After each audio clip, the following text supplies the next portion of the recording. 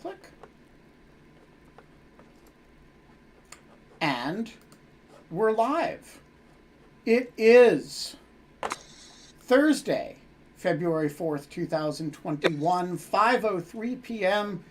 We are a little bit late today because my partner in crime, Kate Klonick, actually went back to work today. And that, I don't mean that in the, Kate, put on your headphones so we don't get echo. I don't mean that in the sense of like she returned to the labor.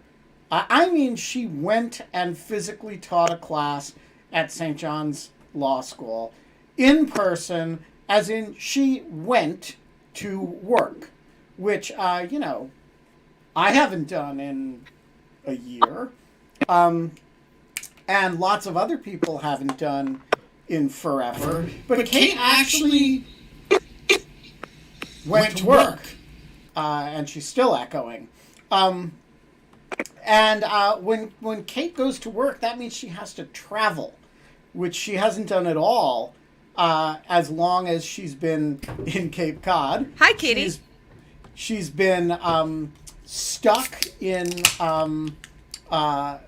that house that you've seen a lot of on In Lieu of Fun, and now she is mobile. It's mobile Kate Klonick.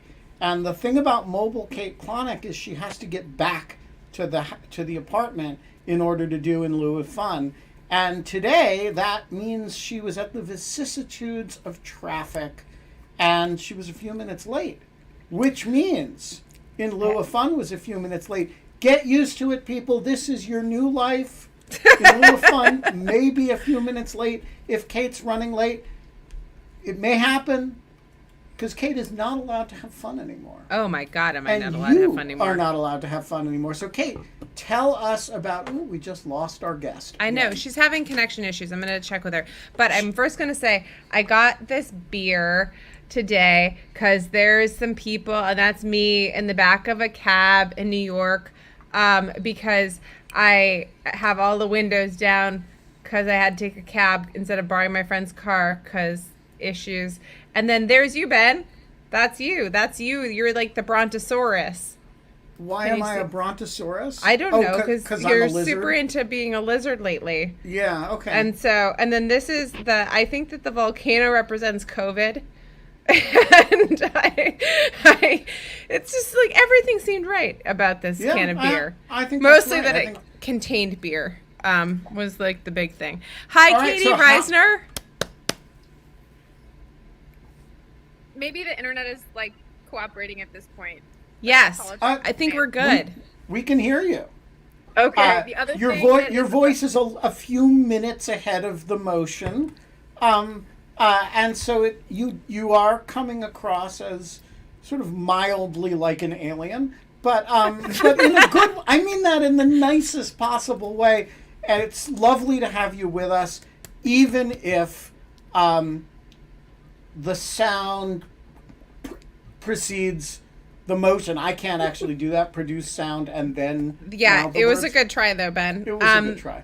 So should I introduce our guest, or you should introduce our guest, Okay. and you should tell us about her op-ed, or maybe she should. Well, she's going to tell us about her op-ed, but I'm going to drop it in the chat. Everyone, this is Katie Reisner. Katie is one of my dear friends, dear friends, who is I went to college with, and we were in the same writing fellows program that Andrew Morantz was in, who was on the show before, and a few other people. And Katie then went to law school, and Katie is now serving as the outside counsel to the Voter Protection Project, but she previously worked in immigration law in New York City for a long time, which I hope we can also have like a little bit of time to discuss. The reason I wanted Katie to come on was because she and Norm Eisen of the Brookings Institute, and previously of In Lieu of Fun, one of Ben's colleagues, wrote My Worlds Collided when Katie sent me this USA Today op-ed, and I was like, oh, Norm. Oh, Katie. And then I was, and so I know. And so I was I talked to Katie probably every day on text message. And so I had no idea that she knew Norm and was working with him. So it was just like crazy. It was just totally nuts. So we invited them both on. Katie was the only one that could make it, but we're so happy to have you. And it's so great to see your shiny face, friend. It's so great to be here. Thank you guys for having me. Yeah. So where are we going to start? I was thinking that we could just have, I'm going to drop it again just in case people missed it because sometimes the chat moves too fast. Oh, it won't let me. There it goes. Do you want to just talk to us a little bit about what the op-ed kind of covers? It's around kind of all of these different definitions of incitement under the law, and you walk through them in kind of a really helpful way. And so just kind of walk us through it.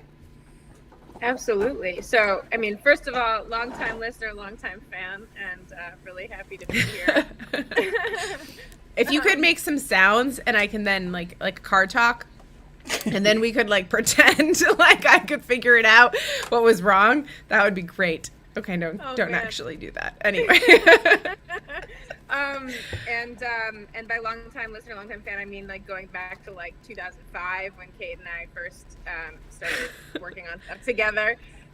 So yeah, Norm and I are both outside counsel for the Voter Protection Program, which is an effort that was stood up in August of this year or so, a bipartisan effort to originally to provide surge capacity in advance of the election. And back in August, Norm was like, we are all going to be working through January 20th. And I didn't doubt that we would be in some way, and here we are.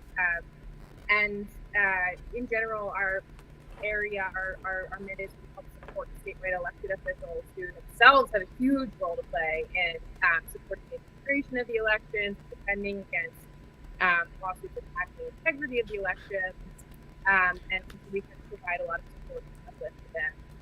And so, in the present moment, with the impeachment trial looming, Norm and I, we together as part of our team kind of anticipated that there were going to be a couple of different efforts made by the attorneys, the Trump defense attorneys, and in general, kind of more broadly, the defenders of Trump, to try and obfuscate what this impeachment trial is about. So, hang on just a second. I want to click something and see if it improves your sound a little bit. Okay. Where people are having a little trouble hearing you.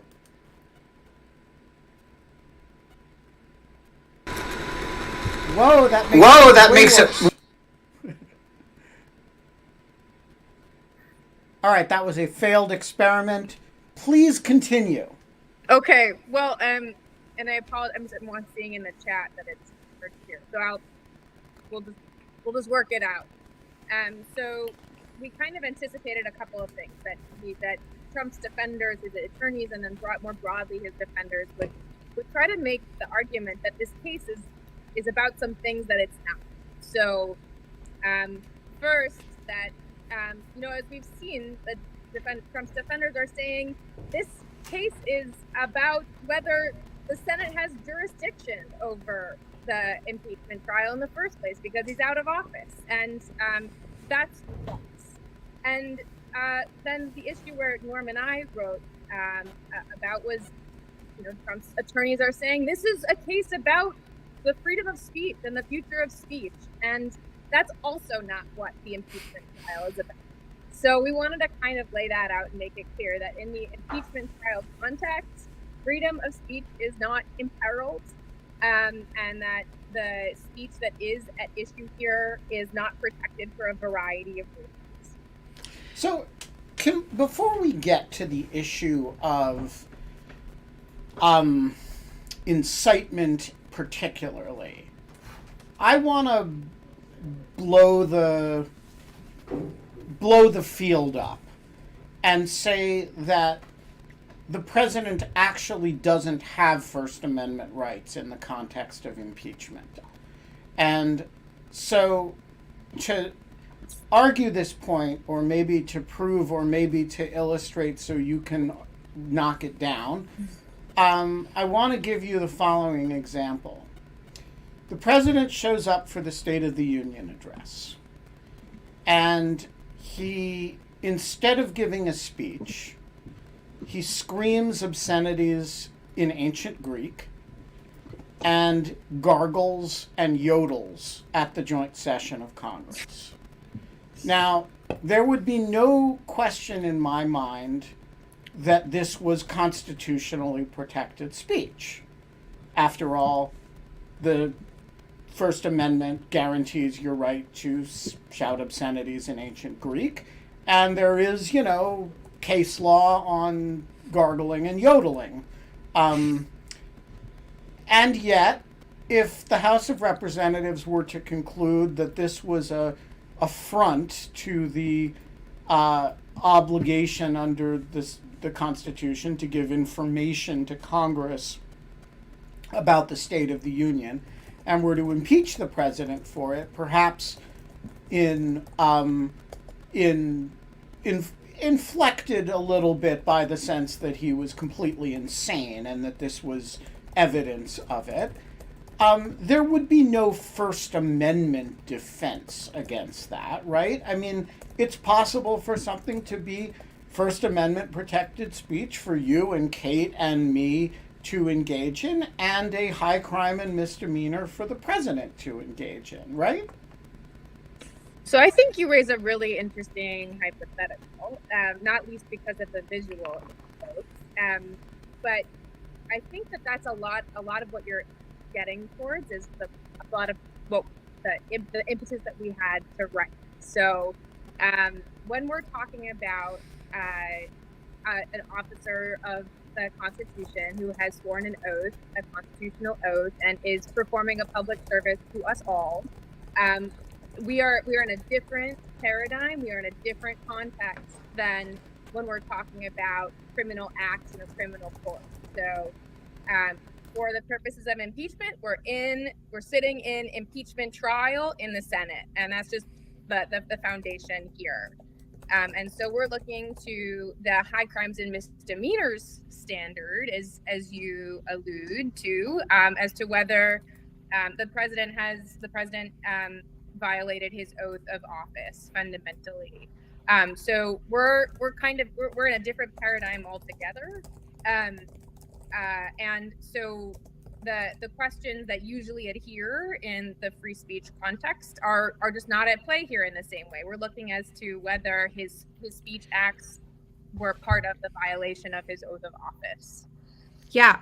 So this is interesting. Like how much precedent is there, Katie, on kind of cases around we were talking about some of them the other day. We were talking about them in the context of we were specifically talking about it in the context of kind of self-incrimination and compelled speech, like being compelled to testify against yourself. But how much is there in terms of the First Amendment rights of elected officials going up against kind of situations like this, where you're seeing, like, so you would, hold on, let me reframe that. You're seeing this as a criminal case, and so this is like the impeachment trial is a criminal case, and so the First Amendment issues kind of fall away? We're seeing it as an impeachment case, so it's critically not. We're not in like a general criminal court for a civilian. We're in impeachment court, and right. And we're looking at what constitutes a high crime and misdemeanor. What's an impeachable offense? And I think the essence here is that the First Amendment does not protect against impeachable conduct. Yeah, I mean that was kind of the point I was driving at. If the president gave a press conference and said, when I swore an oath to preserve and protect the Constitution, I didn't mean for black people. That would be constitutionally protected speech, and he could not be prosecuted for that. You couldn't ban somebody from saying that. But if the House of Representatives were to look at that and say, my Lord, somebody who doesn't believe his oath of office, covers, people on the basis of race is not fit to be president, the First Amendment wouldn't be a defense against removal for that. it seems just like a category error to me to argue that it's not incitement within the meaning of Brandenburg. Since when did Brandenburg become the standard of service? Brandenburg is the standard by which you can be sent to jail if you incite something. It's not the standard that the House has to use to decide whether you should remain a federal judge or president of the United States, right? Right, exactly. So we in our op-ed, we did go through the Brandenburg analysis, really to kind of, I think, to illuminate the extremity of his speech, and to really make a case that even under Brandenburg, if we look at the three-part test, imminence, incitement to lawlessness, that it even you could even make a case that it doesn't survive Brandenburg. Yeah. But you agree with me that you don't have to reach that question. No. Absolutely. So we say at the outset of our piece that Brandenburg does not apply here because, again, we're not in civilian criminal court, we're in impeachment court. So as the House brief outlines, we're not even in that universe. But even if we were to invoke Brandenburg and kind of go through the analysis for the sake of, it's maybe a useful way for us to think about what speech acts occurred on January 6th and prior to January 6th. It would still flunk the test, and maybe that helps illuminate something helpful, particularly for all of these kind of folks who are saying the freedom of speech is imperiled here by the nature of this case, and it's just not. So, do you have a follow-up, Ben? No, I was gonna. I have a million follow-ups, but you go first. I was just gonna. So I wanted to pivot a little bit and maybe ask a broader question, which is just, and I know that you're not like that in our like group chat, like me and Nabia are like the First Amendment people, and you don't think of yourself as this, but I thought this was an excellent kind of an excellent analysis of this, and I thought that in fact I haven't looked at Brandenburg that closely in years, and so I just wanted to ask a question, which was like, what is it? And you don't need to even answer this as a lawyer. You could answer this as a person. Like, what do you think it is about the First Amendment these days that like becomes this? There's so much fundamental misunderstanding about it, that people are kind of just in the private context or calling First Amendment constantly into action in these contexts where, you're saying we're not even reaching the question of First Amendment incitement. Like, that's not what we're even doing. Like, this has nothing to do with it. And if it did, it wouldn't survive, but also it's just the wrong question to be asking. Like, why is this so complicated for so many people? Do you have like any like idea? Like, it just doesn't, I mean, I know that it's complicated, but it just also seems like we could all agree that this doesn't flow past muster and then leave it alone. But well, I would never engage in, some practice of like complimenting the host, to like curry favor here. But I would say that there's a lot of great scholarship that's helped me think about why kind of the First Amendment has become perhaps even more of a flashpoint lightning rod in the present era than it ever has been. There's a great piece that I'd recommend to you called "The New Governors." Oh, God. I thought you were going to actually talk about Ben, because I was like, I don't really talk about the First Amendment. No, I never write about the New Governors. But yes, that's true. I think that, both of you have spoken about how the kind of the nature of the present moment, the intersection of technology platforms, increased polarization. I think that and then really what we've seen over the past 4 years of one attack on pillars of democracy after another, it kind of really then supercharges the question of what of all of this is protected and what is not. Yeah. And so because everything feels like an existential question. Wow, it's really. I actually am really glad I didn't know where you're going to go with that. I had no idea, and like I actually think that's a really great framing. That's a I think So that I buy that. I completely agree with that. I think we have in this country, I don't use this in a pejorative sense, but we have an outlying free speech culture. There is our sister democracies do not protect certain things that we protect, and they do have a more generally communitarian ethos about certain types of speech than we do, whether it's in the restrictive areas like campaign finance, or in the areas where they're more restrictive, or in the areas in which they're more speech enabling.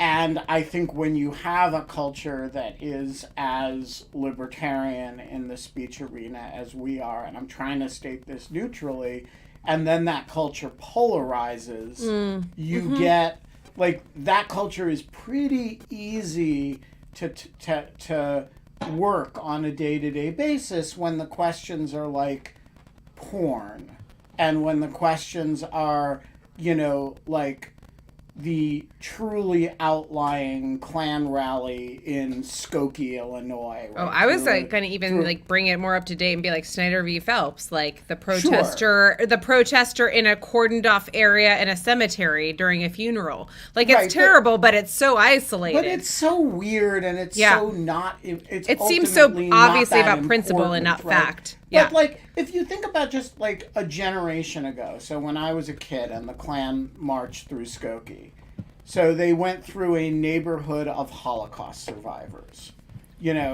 deliberately.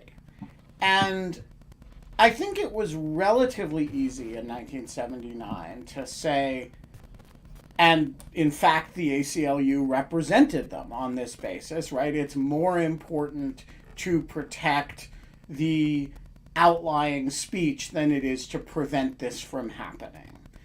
And, like, I think if you ask the average ACLU liberal today, is it more important to protect the Klan's right to march through a neighborhood of Holocaust survivors, or let's make it a little bit more, there aren't that many Holocaust survivors left, but a neighborhood, through a black neighborhood in D.C., right? Is it more important that the Proud Boys get to do that, or is it more important that we have something like civilization? But people are actually like the stakes seem higher today than they did in 1979, and I think the liberal culture is a little bit more interested in the question of, well, how many people are going to die if you do that? I mean, I want to even explode it a little bit and be like, if we're talking about in the context of private and social media, like, you don't have, it's not just marching through some place in DC. It's marching simultaneously through people's news feeds all over the world every single day, and they march and it marches through like it is like the Westboro Baptist Church picketing your fucking house, and then your place of business, and then everywhere, not just in like Arlington Cemetery, but everywhere. And so there's just kind of like I do think that like that something like falls out in like the scale of it, especially Brandenburg. Like, Brandenburg is so limited in like the facts, and we'll get to that in like a little bit. But I guess like the rapidity with which it's like people are marching across like kind of your daily ingest of information, but then also like the rapidity with which these rapid fire acts of speech can then be quickly turned into actual acts of violence. They are iterative. There is an iterative relationship. Mm-hmm. So in Skokie, right, people don't find out about it until the evening news that night, and when they read their newspaper the next day. And then if they want to do something, they have to pick up the phone or write a letter, right? And the whole thing takes place in what we think of as real slow motion. and that speed difference matters. Well, I mean, it's like literally the affect, definition of incitement. Like, it's well, just right. like, It it's affects like, how we understand what imminence means. And the internet changes everything, guys. That was actually, that was a prompt to an administrative law final that I took in law school, and I had the option to answer that prompt. And I was like, absolutely, yes, I will talk about how the internet changes everything. So was it Scott Shapiro's final? Can you tell us? No, it wasn't. Yeah, but so with Scott Shapiro, you wouldn't have known if it was a joke or not. Yes, so I know. I have a question about the actual impeachment trial next week. So I have been trying to game out in my own head, based on the briefs that the two sides filed, what their trial strategies are. And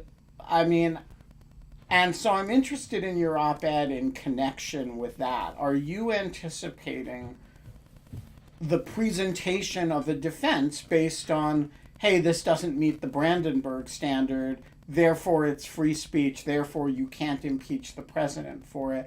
What role do you think that argument is going to play in the defense that the former president, puts on? Yeah, so in the 14-page answer that Trump's attorneys filed in response to the article of impeachment on Tuesday, there is, I would say that the headline is the Senate does not have jurisdiction over this case, and then the subpoint A is the freedom of speech is under attack, and so we kind of anticipating that would be a major motif of Trump's defense. That was the impetus for writing this piece, was like the defense lawyers are going to argue in some way or another that Trump did not incite the attack on the Capitol on January 6th, and that's ridiculous. Of course he incited the attack on the Capitol on January 6th. And is your assumption that the substance of arguments, I'm not trying to be snotty here, I have gone over this in my own mind 1,000 times, both the first trial and now. Is your working assumption that the substance of arguments actually matters in the Senate, in the impeachment trial context? Because your op-ed is very earnest. It's like, wow, it's so earnest. There's this law on incitement, and this meets the definition of incitement, even if you apply Brandenburg. And by the way, you shouldn't.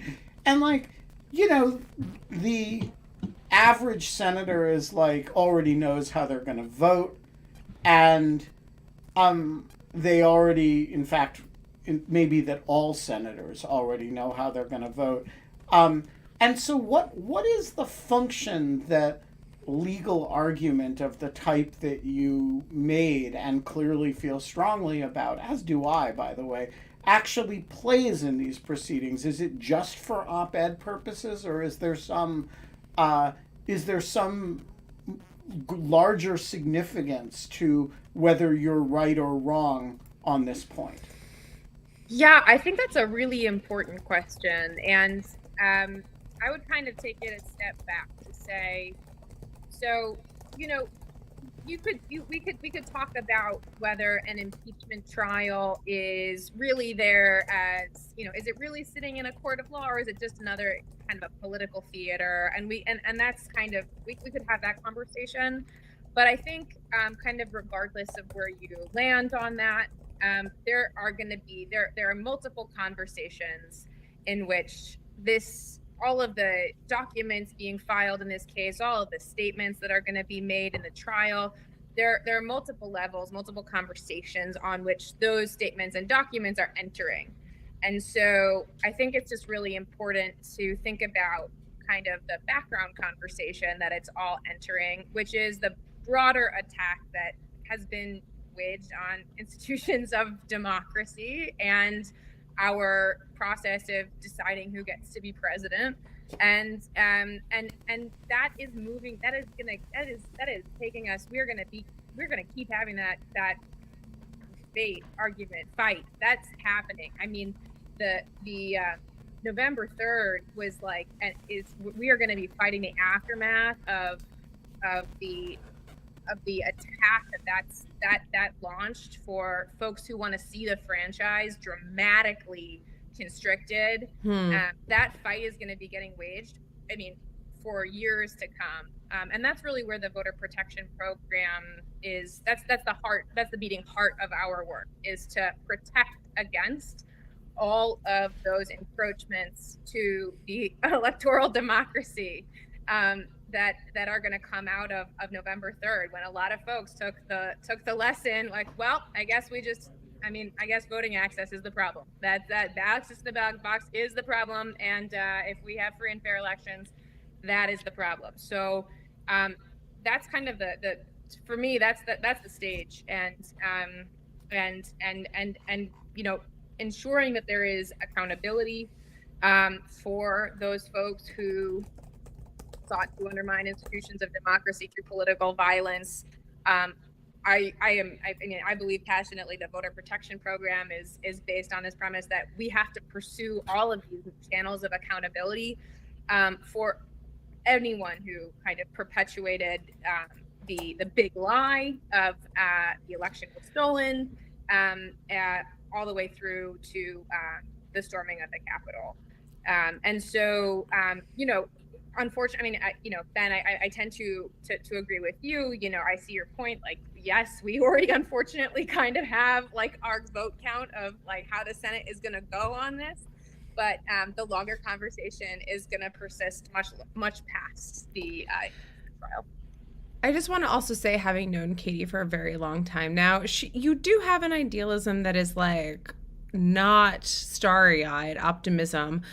You are incredibly politically like savvy, and you're very pragmatic, but I do think that like part of like what I like about the earnestness about this op-ed and some of the things that you're talking about today is like, you're like, we just have to go back to first principles in like supporting these ideas. And like, even if it is like the entire thing is like a matter, like the entire impeachment is just garbage, like not garbage, but like a dog and pony show of like kind of various politics, that like it's important that we take some of these ideas seriously and do give them space and merit, because it will have like a historical impact in the long term. And like, it, you know, you have no idea where that's going to lead in going forward. I wanted to kind of I know we have to go to questions in like a little bit. Ben, do you have more questions? I was going to pivot to like Katie's work in immigration, but I think that's a fine idea because oh my gosh, it's like 5:35 already. Yeah, okay. Exactly. So we should you know, pivot to immigration, and then let's go to questions. Yeah. So Katie, you like were, before you did the voter protection project, which is kind of awesome, and I just dropped a link to it in the chat. Tell us about what you were doing beforehand, which was primarily, I mean, you worked for years in immigration law in the city. And we just had Dara Lind on, and there have been other people. And I put you in touch with Allegra, and there's been a bunch of people that I know that we're talking about with immigration. But I'd be really curious to hear like what it's been like to go from working in a city on immigration reform to doing kind of outside counsel work on something as broad as like this type of stuff, and you're not used to thinking about impeachment trials. Not that many of us, like, not a lot of people like set up a shingle for impeachment trial defense. Like, at least not until recently. Except for maybe Norm Eisen, yeah. Yeah, except Norm. Norm's not Actually, there's a guy. His name is Ross Gerber. Oh God, in Connecticut. Yes, I know Ross Garber. Who's like specializes. It's part of his practice in impeachment defense. I think he like ats me a lot on Twitter. That's how I know his name. Mostly governors, but yeah, he has an impeachment specialty. I can't imagine it generates that much business, but you know. You do a few of them, and you've done more than anybody else has. I was just going to say, you just do one or two, and then you're like the guy. And so that's kind of nice. But yeah, so tell us about what that's been like. Yeah. Well, so as you rightly, so I got my the start to my career was I was the International Refugee Assistance Project's first policy director, which when I got the job, I was talking with the founder executive director in the courtyard of the law school, and she's like, I have all these meetings in DC to attend, and like you seem like you like meetings, but like I don't like meetings, so like could you just take the meetings? And I was like, I would love to. So I had worked for IRAP. That's, by the way, how Stalin came to power. What? Wait, are you joking or are you serious? Not really. I mean, he was the, they were like, what? Who wants to be, general secretary of the party, there's a lot of meetings, and he was like, I got this covered. And he just kind of took shit on that other people didn't want to do. And, the shit that other people want to do ends up being called power later on. Not comparing you to Stalin. Yeah, I'm comparing. Now I am. This is going to be my nickname for you from now on, Katie Stalin Reisner. I was compared to, I'm so honored. So I guess, I mean, I just looking at the time, just being mindful. I had an awesome kind of first chapter of my career in immigration policy. We worked on behalf of refugees principally, and really it was to me, it was all about like kind of defending a first principle of what I mean, here I go with sort of earnestness. What I believe America really is about and ought to be about in its highest best incarnation. So for me, it was all about kind of holding America to the first principles that I believe have been there from inception, which is really having a high level of responsibility and duty, whether you think about it in humanitarian law principles or domestic law principles or constitutional principles, to giving folks a fair shot, administering a fair process for folks who would like to come to the country. So that to me, the first chapter of my career was all about defending first principles, founding principles of the country.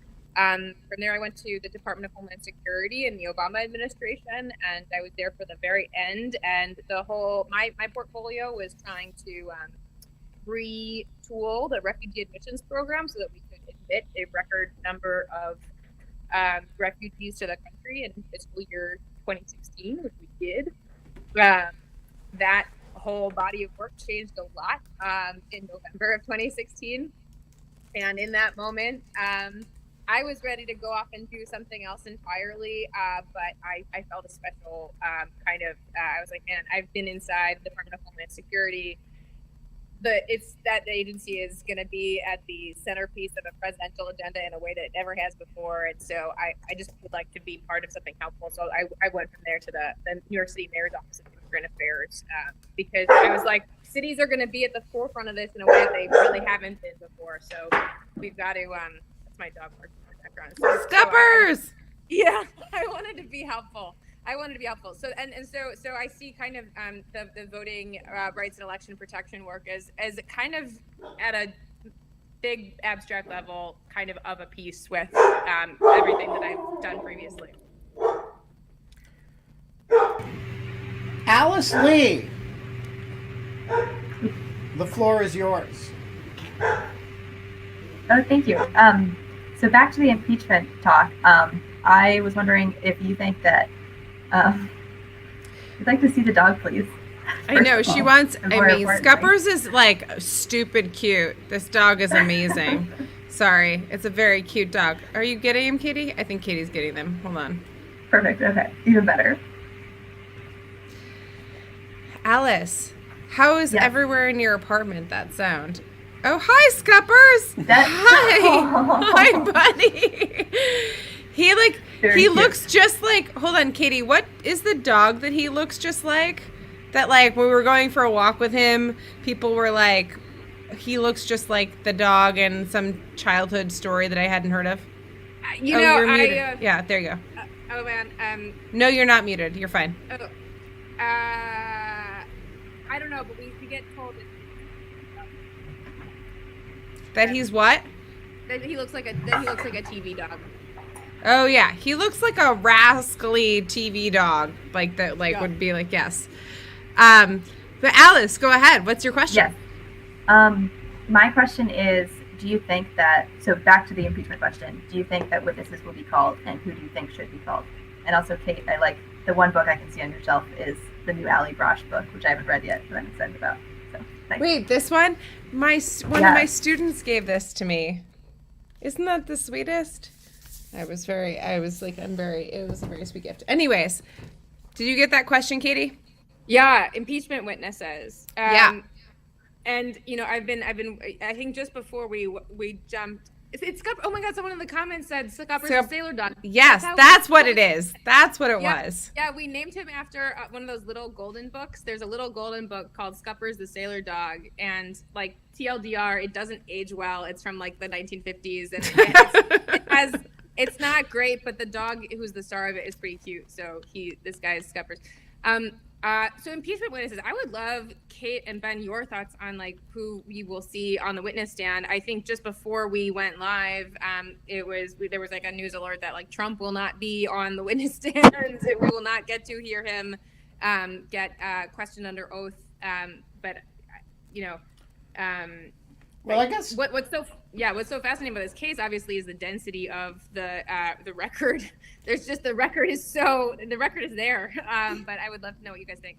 so. We were talking about this on the Lawfare podcast the other day, and I think so. Let's start with a background point, which is that Jamie Raskin is a pretty good lawyer. He's not just a Congress lawyer. He's actually a guy who's litigated cases, and he kind of knows his way around a litigation. And I think, given that, the fact that they devoted 6 pages in the brief, or maybe 8, to what Trump was doing after his speech and while the riot is taking place, suggests to me that, and all of it is, by the way, attributed to anonymous quotes in news stories, right? And I would be quite embarrassed if I were Raskin and I, at the end of the record, had only anonymous quotes in New York Times stories on something that I had made prominent in the brief. And so that suggests to me that they mean to call White House witnesses about what the president was doing in that 4-hour, 5-hour block of time. And by the way, I think that's right. I think they should. They should be trying to develop that record. And I think they've made the calculation that they have the votes to do it. Now, whether they do or not, is up to Joe Manchin and Kristen Sinema and a whole lot of other individual senators, any one of whom could defect. But it suggests to me that the impeachment managers mean to tell the story that they can tell, that they mean to create a record of the story that they told in that brief. And, if you think about it from when you were at IRAP, if you had if you're going to say something happened to a client who's seeking, refugee protection, and you're not prepared to actually put on any record evidence of that, even their own testimony, you would do that knowing you were going to be embarrassed when the matter came up. And I think they're good enough lawyers and advised by good enough lawyers that they wouldn't have put that stuff in the brief if they didn't mean to try to substantiate it. Now, that doesn't mean that they have the votes to substantiate it or that they're going to be, able to. But I think it means they're planning to call the Mark Meadowses of the world and the Stephen Millers of the world, and they're, the people that Trump was likely to have been with in that block of hours, as well as the Raffenspergers, the people who are the who are involved in the different phases of that story. So that's how I read it. But I, say that with having done no reporting and, other than reading the brief, don't really know what they're planning.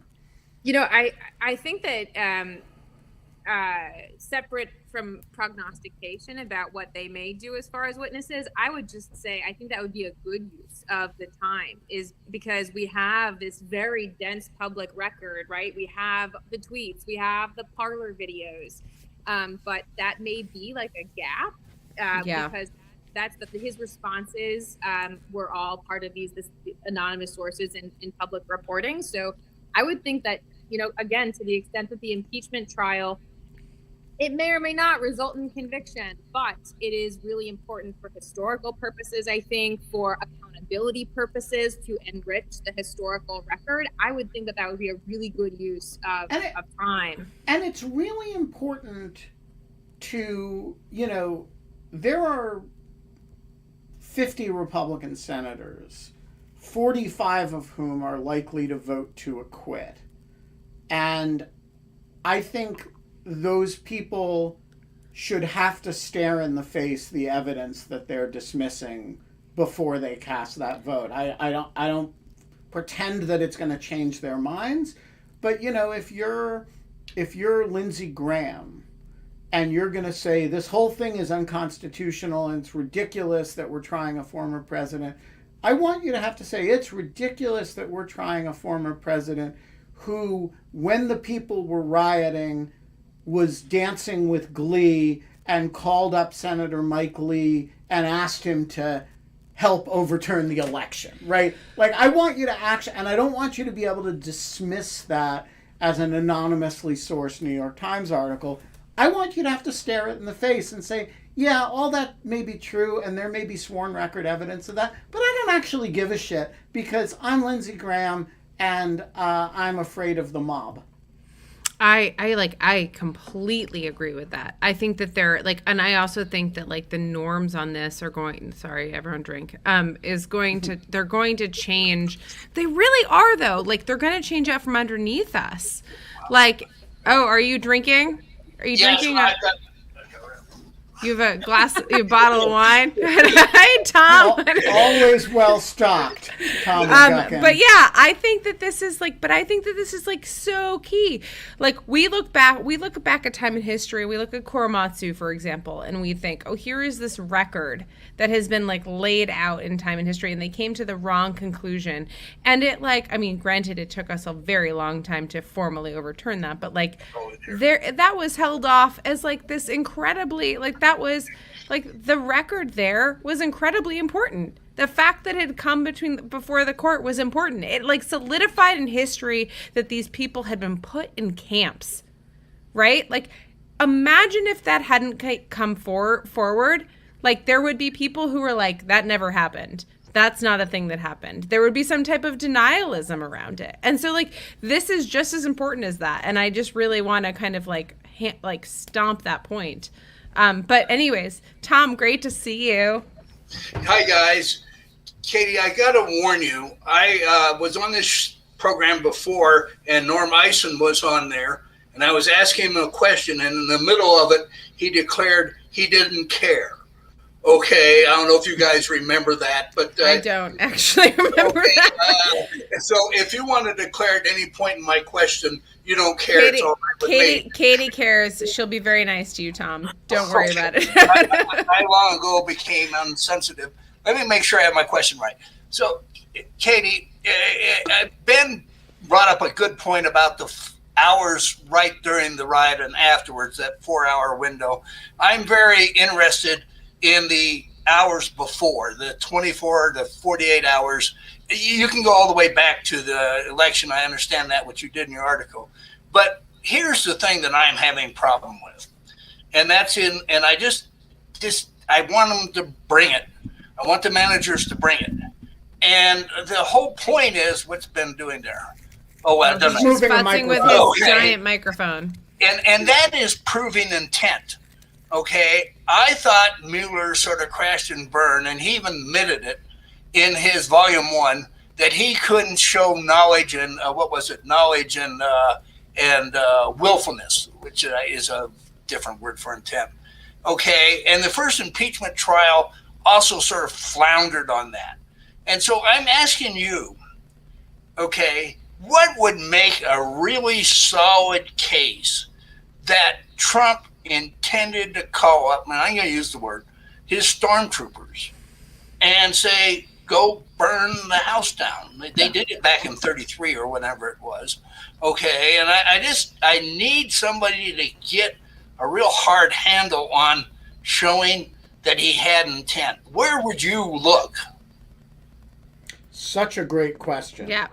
What do you think proves intent here? So if you were litigating this, yeah, and this is a good question. Let's be frank, the House impeached without doing an investigation based on the public record.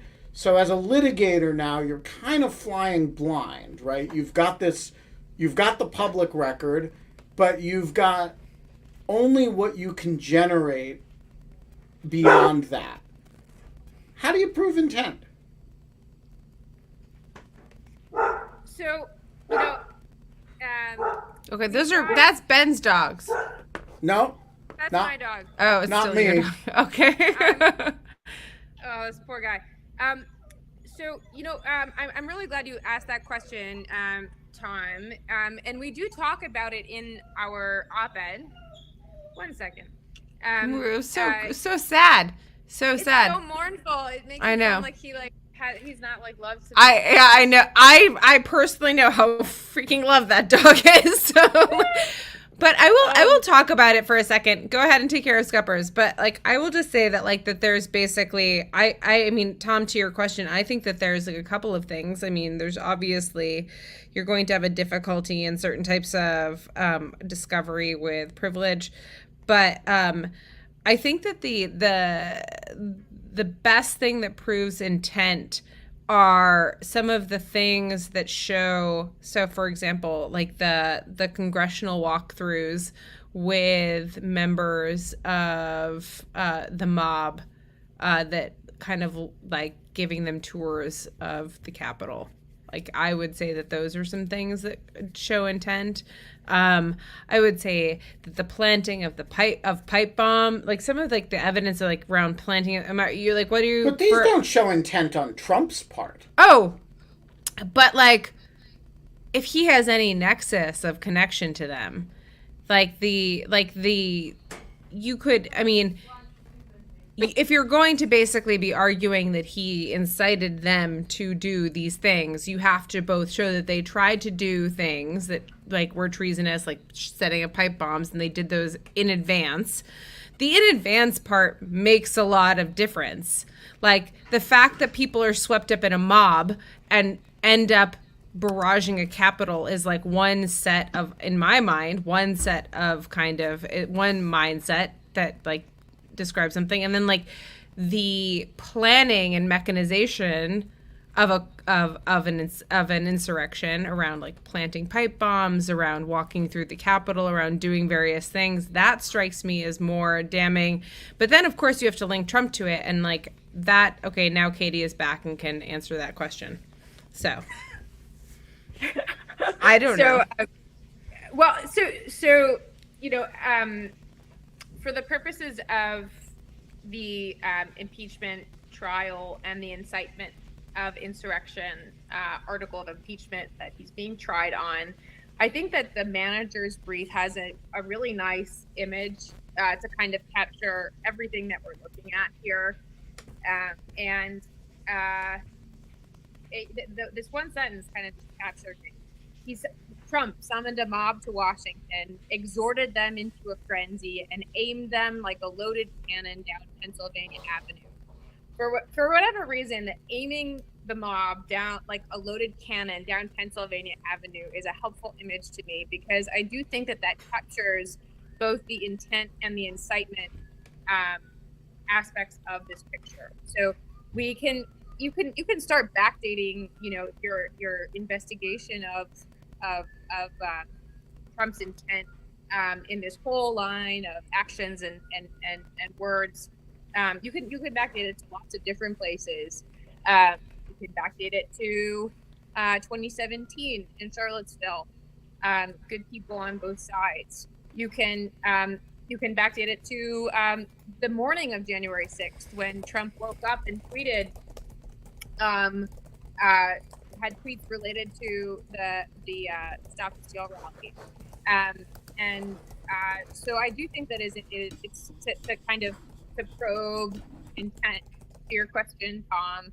I think it is important to look back to lots of statements, to the record of Trump statements leading up to January 6th, to at the presidential debate, telling the Proud Boys to stand back and stand by. This all kind of culminates. It's a crescendo that's culminating on January 6th, and he's loaded the gun and he's pointed it down Pennsylvania Avenue. So to me, that was a Yeah, I think the key point in this regard is that it interfaces very closely with the earlier question from Alice about witnesses. Yes. If you are going to call witnesses, you can try to probe Trump's state of mind. Mm-hmm. That is, if you're going to have Brad Raffensperger testify, you can ask him, was the president trying to get you to overturn an election, right? What words were spoken between you? How did you understand what the president was asking you? If you have Mark Meadows and you can, find out what the president was doing those 4 hours, that's not going to be flattering as to what was intended. The nature of intent, unless you have an admission, is always a circumstantial question. I think we can assume that the circumstances are extremely unflattering to the former president. And the question is, do you have the witnesses to get to them? If you are confined to the public record, then I completely agree with Katie. The question is then, showing a consistent pattern of this behavior in public over time, and it is pretty consistent. But if I were Jamie Raskin and his merry gang, I would be very interested in fleshing that out with what he was saying in private, partly because we know the answer to that question because, the nature of people's interactions with Trump in the White House was they would have an interaction and then they would text Maggie Haberman about it, as they're walking out of the Oval Office. And so we have this. What the fuck was up with that, by the way? No, it's just incredible. It is a true fact, but there was this real time Peter Baker, Maggie Haberman, Josh Dawsey communication stream that, things that Trump said to people came out really, really quickly. And so we know those reporters are really, they are accurate. They're not making this shit up. So we actually sort of know what happened. We just don't have record evidence of it. And again, this has a lot to do with how confident the impeachment managers are that they have 51 votes to prevail on the sort of subpoenas that we're talking about. But if you have access to those witnesses, you're going to be able to show a lot of intent. The president was expressing glee while this was happening. That says a lot about intent.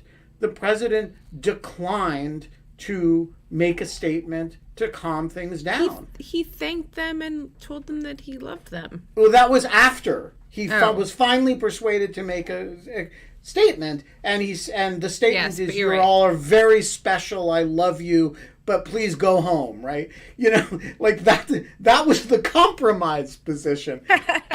And so, I think he's got the more confident that you are that you can access those witnesses, the more confident you're going to be that you can show intent in a very vivid way, as opposed to, come on, we all know what he intended. We've been watching him for 4 years. Concerned citizen, you get the last question today, and with our gratitude for the Lawfare beanie, which is concerned citizen is a model to you all. You should all be ordering your Lawfare gear to keep you warm. We should, and of course, you should. I love also that concerned citizen is like, I didn't sign up to be an ad for Lawfare. you know. Yes, also, you did, concerned citizen. Concerned citizen knows that there is also in lieu of fun gear, which you can buy. All of the profits of which go to charity. The Lawfare gear, also all the profits go to charity. The charity is Lawfare, which is actually a 501c3 nonprofit. Concerned citizen, with that bit of objectifying you as a model for Lawfare gear and fundraising, the floor is yours. Is it the lawfarestore.com, Ben? It is the lawfarestore.com. Thanks for another great show. Here's my question. Trump's lawyers, advisors, and some Senate Republicans claim that the impeachment trial is unconstitutional because Trump is no longer in office. What I gather is that this is false and easily refuted. It seems safe to assume that this will be a primary point of Trump's defense. For example, today, senior Trump advisor Jason Miller cited this claim as the reason why Trump would not testify in the trial. My question is, what are your thoughts on the accuracy of this claim? And do you have any advice for the impeachment managers and Senate Democrats on how to refute it? Thanks. So just to set this up, this is a seriously debated point among genuine constitutional scholars. It's not a frivolous claim. The weight of scholarly opinion is on the side of the Senate's authority to conduct a trial under these circumstances, but it isn't unlike the point that we were discussing earlier, the point of the op-ed. It's not a trivial point. And so I guess that said, how do you handle it do you think the impeachment managers did a good job in their brief on it? And again, do you think it matters? Well, here's a question maybe you probably have interesting thoughts on this, Ben. I kind of wonder, like, how does it not kind of just begin and end with the notion that if the Senate does not have jurisdiction in this case, then that means that the founders intended for there to just be a period at the end of a presidency where presidents can just like run amok. They can just do whatever and none of it's impeachable. Like, to me, that's not possible. So kind of working backwards from that, how does it not just kind of begin and end there? So I think it doesn't begin and end there because, first of all, the criminal law applies, and in the run amok period, presumably to the extent they commit a crime, they can be prosecuted for it after they leave office, which is imminent. Now, but can they be barred from holding office as a result of a criminal conviction? Well, no, not under the Constitution. And that's the essential piece of this, right? That's why that's why we're doing this, is to prevent the guy from holding office again. So I think the argument, but the point is, I agree with the argument that the consequentialist argument matters here a lot. I just think it can't be the only argument. To me, the argument begins and ends with the fact that the Constitution, in fact, nowhere says that only current officials are subject to impeachment. What it says is when the president is subject to impeachment, the Chief Justice shall preside, and if he's convicted, he shall be removed. That's all it says. I think the House could impeach you if it wanted to. Like, if you had committed a high crime and misdemeanor. It's very hard for a private citizen to commit a high crime and misdemeanor. But let's take one who has. Katie's ambitious. She could try. Katie, I don't think Katie has committed a high crime and misdemeanor. But I think Is there a LinkedIn section of the profile where you can list your high crime? Your high crime. Rudy Giuliani has committed a high crime and misdemeanor. And he's somebody who has held elected office. And he tried to overturn an election. And by the way, in doing so, he lied and lied and lied. And I think if Congress wanted to impeach him and use it as a vehicle to bar him from holding office, I see no constitutional barrier to that. In fact, the Constitution nowhere says, what it says is the president, the vice president, and all civil officers shall be liable to impeachment and removal. It doesn't say that other people shall not. And so if you start there, now leave aside the question of whether it's possible for a private citizen to commit an impeachable offense. That's actually an interesting question. I have an opinion about it, but I think it's an interesting question. It is certainly possible for a president on this last day of office to commit an impeachable offense. And where in the Constitution does it say he cannot be tried for that impeachable offense? It seems to me the fundamental argument is textual. That we know he's subject, we know he's capable of committing an impeachable offense, and the Constitution does not say, no matter what Mike Ludig says, it does not say that he's not subject to impeachment. I think even Rudy is subject to impeachment. We just don't do that. But where does the Constitution say that that a former official cannot be tried? I think that's where the consequentialist argument flows from that if you read the prohibition into the text that isn't there, it has terrible consequences, and that's where I completely agree with you.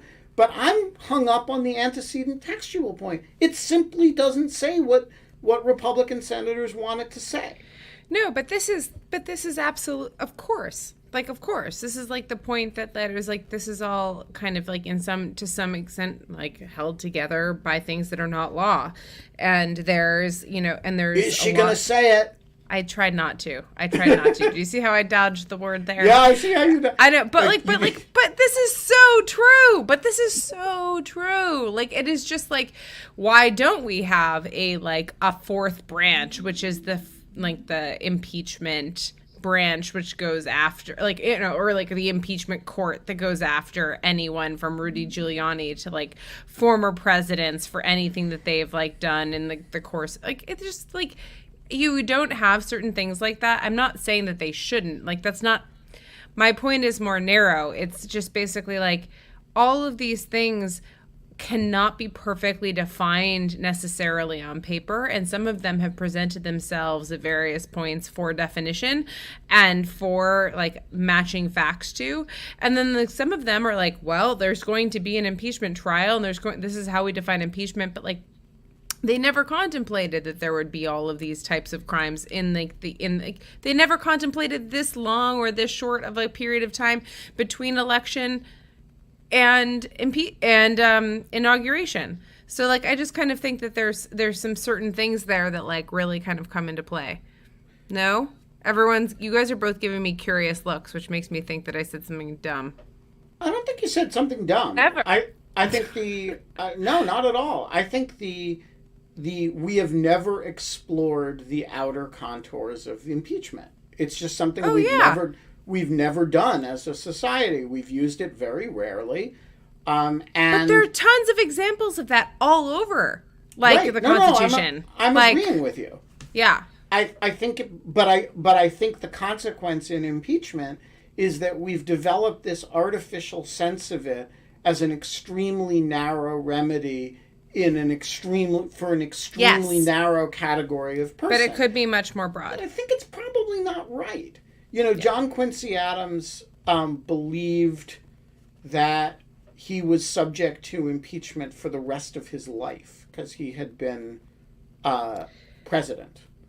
Yeah. This is why I don't want to be president. I mean, he's among other reasons. Closer to the founding era than we are. So I think the point is not like I've read the debates about it, and there are some very respectable people from Judge Ludig on the conservative side to Philip Bobbitt on the liberal side who believe that this impeachment is unconstitutional. I just can't defend it as a matter of pure text. I don't think that that doesn't like wash with me. I think that even as like a matter of like, especially people who are like on the conservative side and possibly like originalists would have to think that this could be like, if you look at the original meaning of the text, that this is a perfectly normal. Now we have like totally hijacked this last question from our poor guest who is sitting there like, when do I get to go have a drink? Oh and no! The answer... I'm like transfixed by the chat. This is just so much fun. The chat is amazing. We love the chat. Yeah, we call them the Greek chorus.